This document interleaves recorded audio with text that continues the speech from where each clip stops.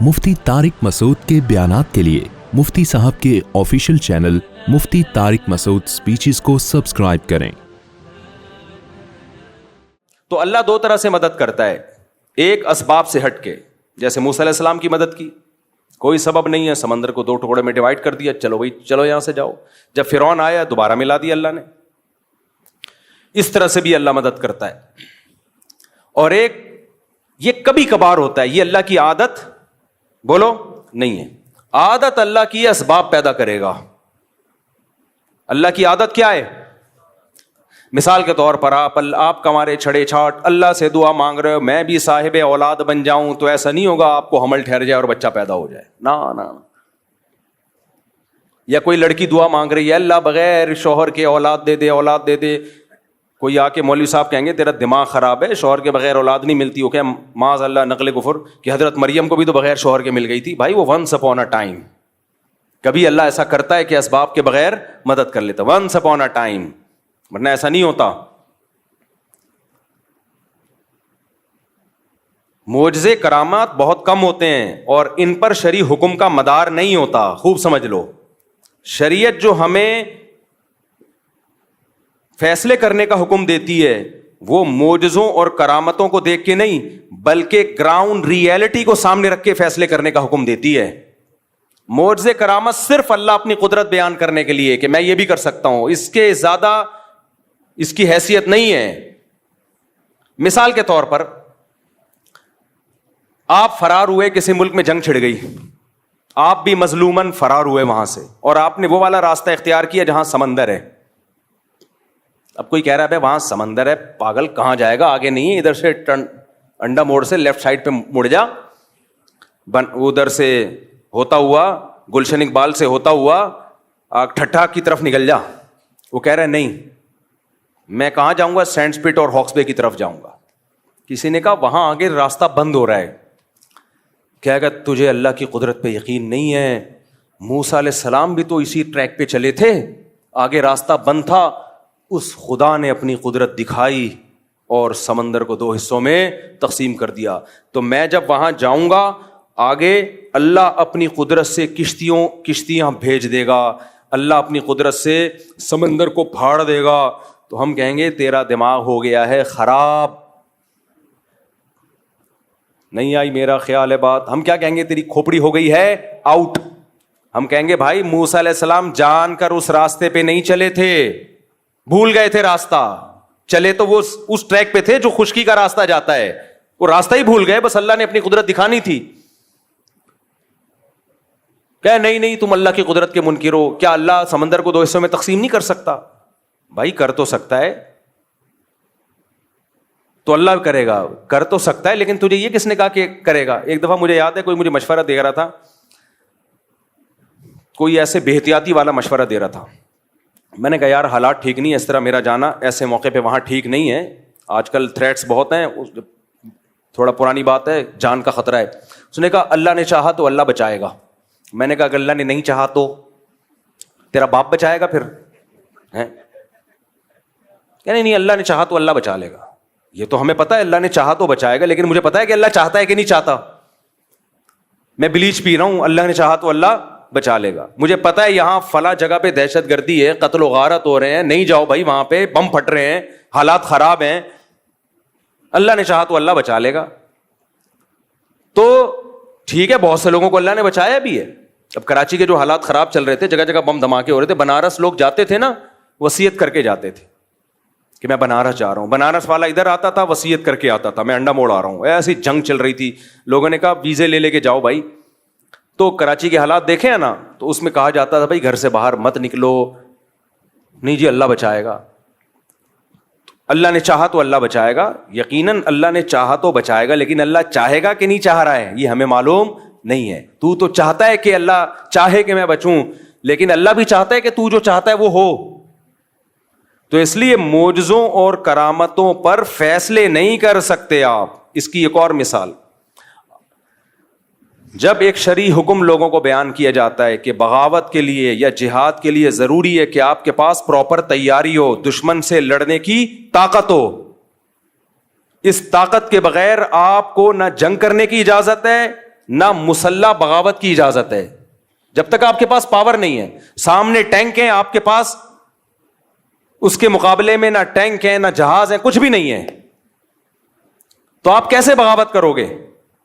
لوگ کہتے ہیں بدر میں کیسے ہو گیا تھا, 313 نے 1000 سے مقابلہ کیا, اور خالد ابن ولید نے 60 سے 60,000 کا حصار توڑا. بھائی بدر میں 313 کا جو 1000 سے مقابلہ تھا وہ نبی کے ارادے سے نہیں تھا, وہ تو کسی اور ارادے سے نکلے تھے. تو مشرکین نے اچانک 1000 کا لشکر لے کے آ گئے, تو وہ تو اس کے علاوہ کوئی راستہ ہی نہیں تھا. تبھی پھر مدد اللہ کی طرف سے نازل ہوئی ہے. تو وہ معجزہ تھا کہ 313,000 پہ غالب آ گئے. نبی خود 313 کو لے کے مکہ پہ چڑھائی کے لیے کبھی بھی نہیں نکلے. نبی مکہ پہ چڑھائی کے لیے اپنے ارادے کے ساتھ اس وقت گئے ہیں جب 10,000 کا لشکر تیار ہوا ہے, پھر آپ نے مکہ پہ اٹیک کیا ہے. سمجھ میں آ رہی ہے بات کہ نہیں آ رہی ہے؟ دیکھو 13 سال مکہ میں آپ نے جہاد نہیں کیا. کچھ لوگ کہتے ہیں ایمان نہیں بنا تھا. نا, اس وقت کا جو ایمان تھا وہ بعد میں اس لیول کا ایمان تو کبھی بن ہی نہیں سکتا, کیونکہ قرآن کہہ رہے جو ہجرت سے پہلے ایمان لے آئے نا ان کا ایمان سب سے تگڑا ہے. بلال حبشی کا ایمان رضی اللہ عنہ, ابو بکر کا ایمان, عمر بن خطاب کا ایمان, سیدنا علی کا ایمان, سیدنا عثمان کا ایمان, سیدنا عبداللہ بن مسعود کا ایمان.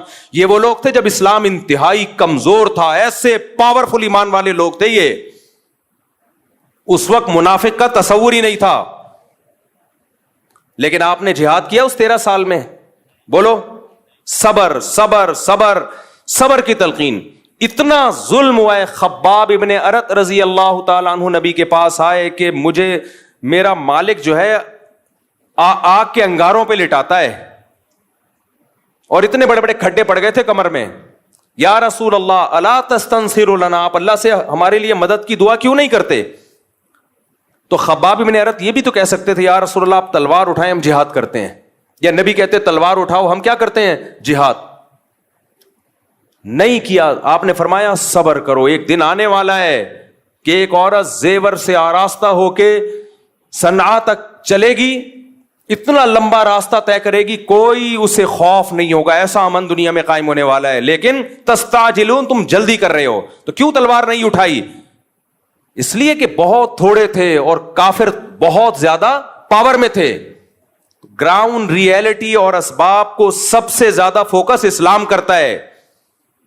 تبھی تو مسلمان دنیا میں مار کھا رہے ہیں, بیٹھے ہوئے پھینک رہے ہوں گے, بس باتیں کر رہے ہوں گے, کسی بھی چیز کا کوئی سبب اختیار نہیں کرتے, نہ صحت کا سبب, بے موقع توکل. تو نبی نے مکہ میں 13 سال صبر کیا ہے کیونکہ طاقت بولو نہیں تھی. اتنے سے لوگ نہیں لڑ سکتے بھائی, اتنوں سے. حضرت بلال کے سینے پہ پتھر رکھے جا رہے ہیں, وہ پتھر نہیں ہٹا سکتے, اور ایسی قوم کو حکم دیا جائے کہ تم ان کے خلاف کیا کرو, لڑائی شروع کر دو. وہاں اتنا کر سکتے تھے کہ جان بچا کے مکہ سے نکل جائیں. جان بچا کے کیا کریں؟ یہ نکلنا بڑا مشکل تھا, مکہ والے نکلنے نہیں دے رہے تھے. اس کے لیے آپ صلی اللہ علیہ وسلم نے پلاننگ کی ہے. جب مشرکین نے آپ کے قتل کا فیصلہ کیا تو اللہ نے وحی کی کہ اب آپ مکہ سے نکل جائیں, کیونکہ یہ آپ کو قتل کرنا چاہتے ہیں. تو اس کے لیے بھی پلاننگ کی ہے کہ مکہ اور مدینہ کا جو راستہ تھا وہ استعمال نہیں کیا گیا, کیونکہ مشرکین کو پتا تھا اسی ٹریک پہ چلے ہوں گے. نہ اپوزٹ والا راستہ جو مدینہ سے دور کر دیتا ہے, اس راستے پہ آپ چلنا شروع ہوئے. تو آپ تو معجزہ اور کرامت, آپ کے ہاتھ پہ تو معجزے ظاہر ہوتے تھے. آپ کہتے بھائی چلو نکلو یار, بچانے والا کون ہے؟ اللہ ہے بھائی. جس اللہ نے موسیٰ کو بچا لیا سمندر کے 2 ٹکڑے کر کے, وہ مجھے کیوں نہیں بچائے گا؟ چلو نکلو. نہ فرمایا یہاں سے نہیں ادھر سے جائیں گے تاکہ کسی کو شک ہی نہ ہو, کسی کو وہم ہی نہ ہو. تو معجزے اور کرامت کے واقعات سن کے نا, یہ صرف اللہ کی قدرت پہ ایمان لانا ہے ہم نے کہ اللہ کبھی کبھار اس طرح بھی مدد کر لیتا ہے. کرنا وہی ہے جو اسباب کہہ رہے ہیں. کتنے شوگر کے مریضوں کو دیکھا ہے رسگلے کھا رہے ہوتے ہیں, کہتے ہیں موت تو ایک دن لکھی ہوئی ہے اور اللہ ہے بچانے والا. تو میں ان سے کہتا ہوں موت لکھی ہوئی ہے, تیری بہت جلدی لکھی ہوئی ہے, کیونکہ اللہ کو پتا تھا یہ شوگر کا پیشنٹ ہے, لڈو کے ڈبے کھا جائے گا, لہذا اگلی 1 جنوری سے پہلے فرشتوں کو آرڈر ہوا ہوتا ہے کہ اس کی لکھی ہوئی ہے 31 دسمبر کے 12 بجنے سے پہلے اس کو اٹھا لینا, ڈیٹ چینج نہیں ہونی چاہیے. لکھا ہوا تو ہوتا ہے لیکن وہ لکھا ہوا ہماری حرکتوں کے حساب سے ہی ہوتا ہے. سمجھ میں آ رہی ہے بات کہ نہیں ہے؟ موت لکھی ہوئی ہے لیکن اس میں حرکتیں بھی لکھی ہوئی ہیں کہ یہ اتنی جلدی مر جائے گا. کیوں؟ کام سارے مرنے والے کرے گا یہ, اس لیے کیا ہو جائے گا, جلدی مرے گا. تو موت کا ایک دن یقیناً متعین ہے لیکن اس کے اسباب بھی متعین ہیں. سمجھتے ہو کہ نہیں سمجھتے ہو؟ تبھی مسلمانوں میں آپ دیکھ لو, موٹا ہے تو موٹا ہی ہوتا چلا جا رہا ہے, پھیلتا چلا جا رہا ہے. غیر مسلم اسباب کو فوکس کر رہے ہیں, وہ صبح اٹھ کے ورزش بھی کرتے ہیں. میں تھائی لینڈ میں گیا تو فجر کی نماز کے بعد میں نے دیکھا فل مارکیٹیں کھلی ہوئی ہیں, ایسے جیسے کھچا کھچ رش ہوتا ہے بازار میں. ابھی سورج نکلا ہے اور اتنی مارکیٹیں فل. ہمارے یہاں تصور ہے 12 بجے بھی مارکیٹیں نہیں کھلی ہوتی. تو یہ قوم صحت مند رہ سکتی ہے؟ کھائے جا رہے ہیں. میرے صرف پراٹھے والے بیانات کو فوکس کیا ہوا ہے, ورزش والے بیانات کو فوکس کیا ہی نہیں ہے. تو نہ کوئی فزیکل ایکٹیویٹی ہے, نہ کوئی, پھر بیمار ہوتے ہیں. بھائی اللہ, بیماری بھی اللہ کی طرف سے, صحت بھی اللہ کی طرف سے. اللہ بہت بڑے ہیں, یقیناً اللہ بہت بڑے ہیں, اسی وجہ سے تجھے ان لڈوؤں کی وجہ سے بیمار کر رہے ہیں, اسی وجہ سے کر رہے ہیں تجھے. تو معجزے اور کرامت برحق ہیں, لیکن یہ بتانے کے لیے کہ مایوس مت ہونا. بعض دفعہ سارے اسباب فیل ہو جاتے ہیں. ہم نے تو اسباب ہی اختیار کرنے ہیں بھائی کامیابی کے لیے, جیسے نبی نے اختیار کیے. مکہ میں جہاد نہیں کیا آپ نے, پھر غزوہ بدر میں بھی ایک اتفاقی واقعہ ہو گیا, ورنہ آپ کا ارادہ 1000 کے لشکر سے لڑنے کا نہیں تھا. پھر احد میں بھی مشرکین نے پہل کی تھی, آپ نے بڑھ کے مکہ پہ حملہ نہیں کیا, تو دفاعی پوزیشن میں آپ لڑے ہیں کہ دفاع کرو اپنا. وہ تو کرنا بنتا ہے نا, وہ تو کرنا ہی کرنا تھا, دفاعی پوزیشن. پھر غزوہ خندق میں چاروں طرف سے قبائل نے مل کے حملہ کا ارادہ کیا, تو بھی آپ نے دفاع پہ اکتفا کیا, بڑھ چڑھ کے ان پہ حملے نہیں کیے. بھائی دفاع کرو کسی طریقے سے.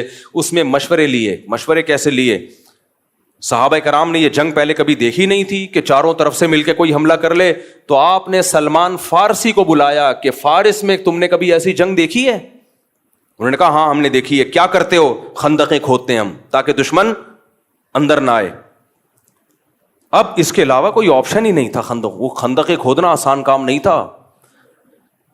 وہ ایسا نہیں ہے کسی بلڈنگ کے لیے ایک گڑھا کھودا جا رہا ہے, چاروں طرف وہ تمام ایریاز جہاں سے دشمن کے آنے کا خطرہ ہے, اتنے بڑے گڑھے کھودے جائیں کہ دشمن کا اونٹ اور گھوڑا ان کو کراس کر نہ سکے. یہ آسان کام تھا, جبکہ مدینہ اکنامکلی اس وقت انتہائی کمزور تھا. بھوک سے نڈھال ہو رہے ہیں لوگ, پیاس سے نڈھال ہو رہے ہیں, پیٹ پہ پتھر باندھ رہے ہیں, لیکن آپ کدال لے کے گڑھے کھود رہے ہیں. وہاں بھی تو آپ کہہ سکتے تھے بھائی یہ تو بہت مشکل کام ہے. مدد کا وعدہ کس نے کیا ہے؟ بولو, اللہ نے کیا ہے. مدد کا وعدہ اللہ نے کیا ہے, تو اتنی ٹینشن نہیں بھائی. بس تھوڑا بہت مشورہ میں نے لے لیا حضرت ابو بکر سے, حضرت عمر سے. باقی فارس کے لوگ کیا کرتے ہیں ایسے موقع پہ؟ وہ تو ہیں کافر. ہم لوگ ہوتے ہیں بولتے کافر کا بچہ ہے, اس کی ٹیکنالوجی کو کاپی کر رہے ہو, کافر کے بچے ہو. ہم ایسے ہی کہتے ہیں نا, وہ کافر کا بچہ ہمیں بتائے گا کہ ہم نے کیسے جنگ لڑنی ہے. تو حضرت سلمان فارسی مومن تھے, لیکن جو اسٹریٹجی تھی وہ کس کی لے کر آ رہے تھے؟ فارسیوں کی, جو اس وقت آگ کی پوجا کرتے تھے. تو نبی نے وہ اس کو قبول کیا کہ بہترین سجیشن ہے.